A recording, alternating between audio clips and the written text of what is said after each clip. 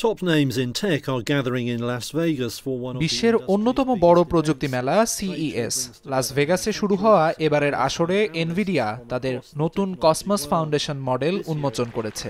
এই model photorealistic video তৈরি করতে সক্ষম, যা রোবট এবং স্বচালিত গাড়ি প্রশিক্ষণের জন্য ব্যবহৃত হবে। এর মাধ্যমে প্রশিক্ষণের খরচ উল্লেখযোগ্যভাবে কমবে এবং কার্যকারিতা বাড়বে বলে আশা করছে নির্মাতা প্রতিষ্ঠানটি।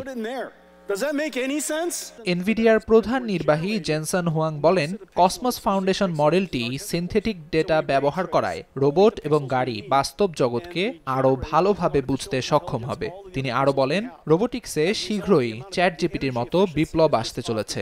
লার্জ ল্যাঙ্গুয়েজ মডেল যেভাবে চ্যাটবটকে উন্নত করেছে, এই প্রযুক্তিও একইভাবে রোবোটিক্সে বৈপ্লবিক পরিবর্তন আনবে বলে জানান তিনি। গেমিং প্রযুক্তিতে এনভিডিয়ার নতুন ব্ল্যাকওয়েল চিপস একটি গুরুত্বপূর্ণ সংযোজন। তাদের দাবি, এই চিপসেট শেডার টেকনোলজি ব্যবহার করে গেমের গ্রাফিক্সকে সিনেমার মতো বাস্তবসম্মত করতে সক্ষম।